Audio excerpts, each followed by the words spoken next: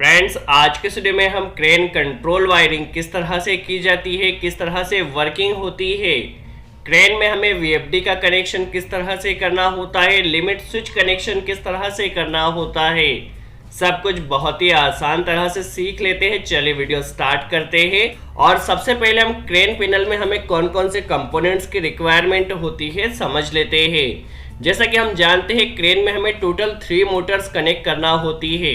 First जो motor होती है वह ईस्ट और वेस्ट रोटेशन के लिए यूज की जाती है। सेकंड जो मोटर होती है उसे अप एंड डाउन के लिए यूज किया जाता है। और जो थर्ड मोटर होती है उसे नॉर्थ एंड साउथ रोटेशन के लिए यूज किया जाता है। क्रेन में जो मोटर का यूज किया जाता है वो स्लिप रिंग इंडक्शन मोटर होती है। और कई क्रेन में आपने देखा होगा वीएफडी का भी यूज किया जाता है। तो क्रेन में बेसिकली 2 वीएफडी का यूज किया जाता है। पहली जो वीएफडी होती है उसे ईस्ट एंड वेस्ट रोटेशन के लिए यूज किया जाता है। देखिए, ईस्ट और वेस्ट के लिए आप चाहे तो कॉन्टेक्टर भी कनेक्ट कर सकते हैं या फिर रिले भी कनेक्ट कर सकते हैं या वीएफडी कनेक्ट कर सकते हैं। बेसिकली बेटर होगा आप वीएफडी कनेक्ट कीजिए। और नॉर्थ और साउथ के लिए आपको एक वीएफडी कनेक्ट करना होता है। अप एंड डाउन के लिए वीएफडी कनेक्ट नहीं किया जाता। लिमिट स्विच की बात की जाए तो हमारे पास ईस्ट और वेस्ट के कंट्रोल करने के लिए 2 लिमिट स्विच यूज किए जाते हैं। ईस्ट के लिए एक लिमिट स्विच और वेस्ट के लिए एक लिमिट स्विच।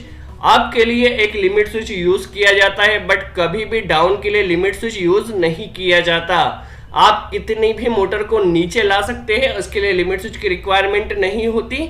बट अप के लिए आपको लिमिट स्विच का कनेक्शन करना होता है, कितना ऊपर आपको लेकर जाना है। और जैसे ही लिमिट स्विच कटेगा तो आपकी मोटर वहां स्टॉप हो जाएगी। नॉर्थ के लिए एक लिमिट स्विच का यूज किया जाता है और साउथ के लिए एक लिमिट स्विच का यूज किया जाता है। टोटल 5 लिमिट स्विच कनेक्ट किए जाते हैं। इसके अलावा हमारे पास पुश बटन की बात की जाए तो किसी किसी क्रेन में आपने देखा होगा टोटल आपको 7 पुश बटन दिए जाते हैं और किसी किसी क्रेन में आपको 9 पुश बटन दिए जाते हैं। देखिए, यहाँ पर एक स्टॉप का ये इमरजेंसी स्विच है। स्टॉप का एक कंट्रोल ऑन के लिए आपको कंट्रोलिंग ऑन करना है और कंट्रोलिंग ऑफ करना है। तो controlling on and controlling of के लिए हमने यहाँ पर ये 2 पुश बटन कनेक्ट किए हैं। ये ईस्ट के लिए पुश बटन कनेक्ट किया। जैसे इस पुश बटन को आप प्रेस करेंगे आपकी मोटर ईस्ट के लिए रन करेगी।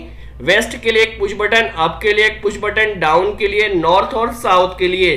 टोटल हमने यहाँ पर 9 पुश बटन कनेक्ट किया है।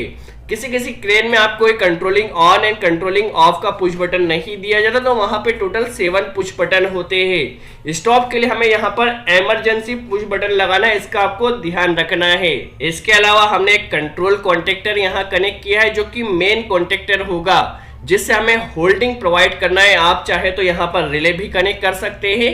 हमने यहाँ पर एक कॉन्टेक्टर कनेक्ट किया है, एक कंट्रोल एमसीबी कनेक्ट किया है। और ट्रेन की जो कंट्रोल वायरिंग की जाती है वो 110 वोल्ट पर की जाती है। तो आपके पास एक ट्रांसफॉर्मर होना चाहिए जो कि 440 वोल्ट को या 220 वोल्ट को 110 वोल्ट में कन्वर्ट कर सके। और जो भी आपके पास यह कॉन्टेक्टर होंगे वह 110 वोल्ट पर ऑपरेट होने वाले कॉन्टेक्टर होना चाहिए। चलिए किस तरह से कंट्रोल वायरिंग की जाएगी समझ लेते हैं। सबसे पहले देखिए, ट्रांसफार्मर में आपको इनपुट पावर सप्लाई कनेक्ट कर देना है। ट्रांसफार्मर का जो आउटपुट रहेगा वो 110 वोल्ट रहेगा। तो इसे आपको 110 वोल्ट को कंट्रोल एमसीबी में कनेक्ट कर देना है। देखिए, सभी कॉन्टेक्टर को ऑपरेट होने के लिए लाइन और न्यूट्रल हमें कनेक्ट करना होता है। तो हम क्या करते हैं, न्यूट्रल अब इस सभी कॉन्टेक्टर की कॉइल A1 में डायरेक्टली कनेक्ट कर देते हैं। देखिए, सभी कॉन्टेक्टर में अभी हम न्यूट्रल यहाँ सिंपल सा डायरेक्ट कनेक्ट कर रहे हैं। चलिए, लाइन की कंट्रोल वायरिंग किस तरह से होगी आप वीडियो को केयरफुली वॉच कीजिए। देखिए, कंट्रोल फेज को हमें यहाँ लेना है और इसे सबसे पहले जो इमरजेंसी स्टॉप पुश बटन है इसे इमरजेंसी स्टॉप पुश बटन में कनेक्ट कर देना है। इमरजेंसी स्टॉप पुश बटन का जो आउटपुट रहेगा उसे ऑफ पुश बटन में आपको कनेक्ट करना है। ऑफ पुश बटन में आपको एनसी एलिमेंट कनेक्ट करना है, ध्यान से वॉच कीजिए।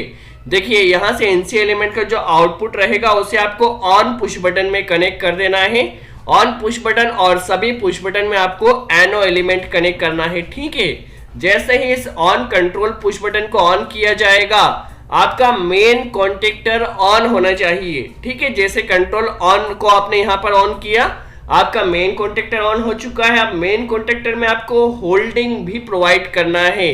तो होल्डिंग के लिए आपको क्या करना है, यहीं से एक कनेक्टर लेना है और इसे कॉन्टेक्टर के एनो टर्मिनल पर कनेक्ट कर देना है। और होल्डिंग सप्लाई आप चाहे तो इस ऑफ पुश बटन के आउटपुट से भी ले सकते हैं या ऑन पुश बटन के इनपुट से भी ले सकते हैं।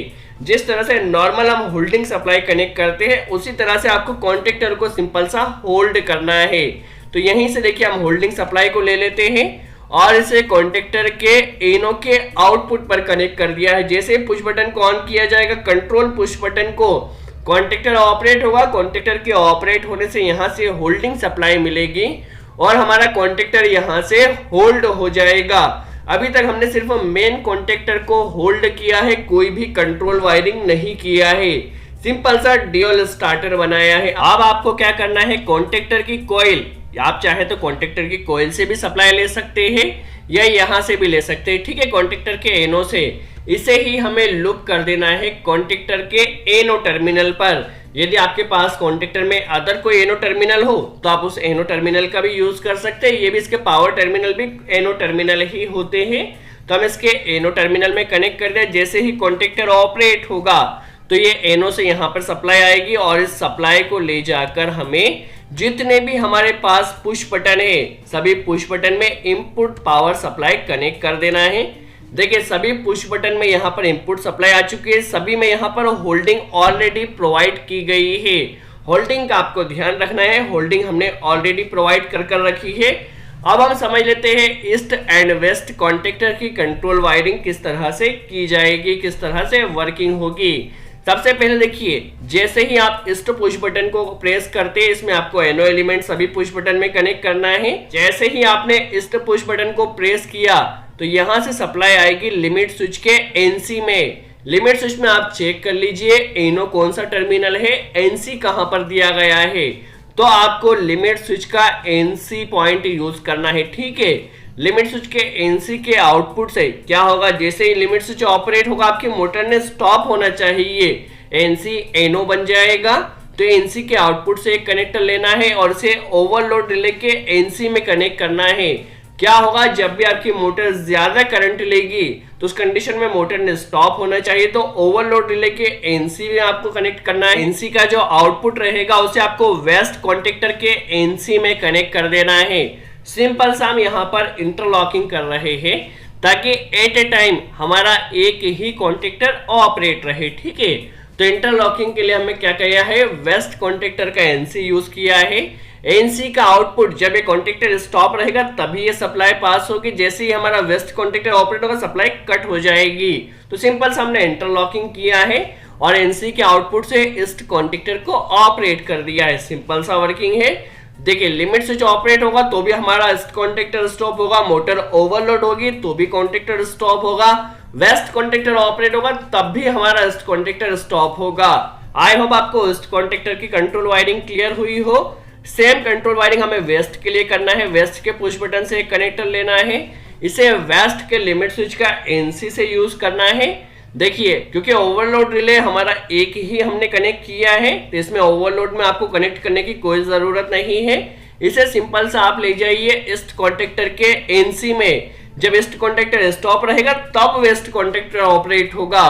तो देखिए वेस्ट कॉन्टेक्टर के एनसी के आउटपुट से आपको लेकर जाना है और इसे वेस्ट कॉन्टेक्टर से ऑपरेट कर देना। सिंपल सा कॉन्सेप्ट है। आई होप आपको ईस्ट एंड वेस्ट कॉन्टेक्टर का फंक्शन यहाँ क्लियर हुआ हो। ड्राइव का कनेक्शन किस तरह से होगा वह भी हम समझेंगे। पहले हम अप एंड डाउन कॉन्टेक्टर की वर्किंग समझ लेते हैं, किस तरह से मोटर हमारी वर्क करेगी। देखिए लिमिट स्विच हमें सिर्फ अप के कॉन्टेक्टर को कंट्रोल करने के लिए कनेक्ट करना है, डाउन के लिए कोई भी लिमिट स्विच कनेक्ट नहीं करना है।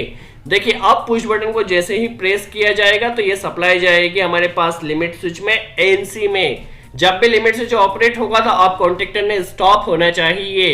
एनसी के आउटपुट से यह सप्लाई जाएगी ओवरलोड रिले के एनसी में। जब भी मोटर ओवरलोड होगी तब हमें ट्रिपिंग मिलना चाहिए। इस एनसी का आउटपुट जाएगा डाउन कॉन्टेक्टर के एनसी टर्मिनल पर। जब डाउन कॉन्टेक्टर स्टॉप रहेगा तभी सप्लाई ने पास होना चाहिए। डाउन कॉन्टेक्टर के एनसी के आउटपुट से कनेक्टर जाएगा और इससे हमें अप कॉन्टेक्टर को ऑपरेट कर देना है। होप कॉन्सेप्ट आपका यह क्लियर हुआ हो। डाउन के लिए क्या करना है, डाउन के लिए आपको कोई भी लिमिट स्विच तो कनेक्ट नहीं करना है, तो डाउन के लिए कंट्रोल वायरिंग सीधा सा आपका जाएगा इंटरलॉकिंग के लिए। इसे सिंपल सा आपको अप कॉन्टेक्टर के एनसी में कनेक्ट कर देना है। जब अप कॉन्टेक्टर स्टॉप रहेगा तो एनसी के आउटपुट से ही कनेक्टर जाएगा और डाउन कॉन्टेक्टर आपका ऑपरेट हो जाएगा। आई होप आपको इसका कॉन्सेप्ट क्लियर हुआ हो। सेम कंट्रोल वायरिंग हम नॉर्थ के लिए कर लेना है। नॉर्थ पुश बटन को जैसे ही प्रेस किया जाएगा तो ये जाएगा लिमिट स्विच में एनसी में। जब लिमिट स्विच जैसे ही ऑपरेट होगा तो नॉर्थ कॉन्टेक्टर ने स्टॉप होना चाहिए। नॉर्थ एनसी का आउटपुट जाएगा ओवरलोड रिले के एनसी में, ओवरलोड रिले के एनसी का आउटपुट जाएगा साउथ कॉन्टेक्टर के एनसी में। देखिए लिमिट स्विच से भी हमारा नॉर्थ कॉन्टेक्टर कंट्रोल होगा, स्टॉप होगा, ओवरलोड रिले ट्रिप होगा तब भी स्टॉप होगा, साउथ कॉन्टेक्टर ऑपरेट होगा तब भी हमारा नॉर्थ कॉन्टेक्टर स्टॉप होगा। अब साउथ का जो एनसी रहेगा, इस एनसी से हमें नॉर्थ कॉन्टेक्टर की A2 कॉइल में कनेक्ट कर देना है। सिंपल सा अब हमें साउथ कॉन्टेक्टर के लिए भी एक लिमिट स्विच लगाना है। देखिए साउथ पुश बटन को जैसे ही प्रेस किया ये जाएगा लिमिट स्विच के एनसी पॉइंट में, एनसी का आउटपुट जाएगा नॉर्थ कॉन्टेक्टर के एनसी पॉइंट में, एनसी का आउटपुट जाएगा साउथ कॉन्टेक्टर की कॉइल में। आई होप आपको यहाँ पर कॉन्सेप्ट क्लियर हुआ हो। अब मेन कॉन्सेप्ट आता है VFD का कनेक्शन किस तरह से किया जाए। तो VFD का कनेक्शन हम सोर्स मोड में कर रहे हैं। इससे पहले हमने एक वीडियो बनाया था जिसमें हमने मित्सुबिशी ड्राइव का सभी पैरामीटर्स के बारे में, सभी कनेक्शन के बारे में बात किया था। सोर्स मोड में कनेक्शन करने के लिए आपको जो कंट्रोल सप्लाई लेना होती है वो 24 वोल्ट सप्लाई लेना होती है, जो कि आपको PC टर्मिनल से मिलती है। यदि आप सिंक मोड में कनेक्शन करते हैं तो 0 वोल्ट से आपको कनेक्शन करना होता है। 0 वोल्ट जो आपको मिलता है वो SD से मिलता है। बट हमें यहां पर सिंपल से कनेक्शन करना है जो कि सोर्स मोड में करना है। तो PC से हमें 24 वोल्ट सप्लाई मिलती है, तो इसे PC से लेकर आना है, ईस्ट कॉन्टेक्टर में कनेक्ट कर देना है एनो पॉइंट में। यहीं से एक कनेक्टर लेना है और इसे वेस्ट कॉन्टेक्टर के एनो में इनपुट पर कनेक्ट किया है। ठीक है, अभी सिंपल सा हमने एनो के इनपुट पर 24 वोल्ट सप्लाई कनेक्ट किया है। अभी हमने कोई भी एक्स्ट्रा कंट्रोल वायरिंग नहीं की है। अब होगा क्या, जैसे ही हमारा ईस्ट कॉन्टेक्टर ऑपरेट होता है तो यहां से ये सप्लाई आएगी इस एनो में, एनो से यह सप्लाई जाएगी STF में। STF से क्या होता है, हमारी मोटर का जो रोटेशन होता है वह फॉरवर्ड रोटेशन होता है। यदि यह कॉन्टेक्टर ऑपरेट होगा तो हमारी मोटर जो है वो फॉरवर्ड डायरेक्शन में रोटेट होगी।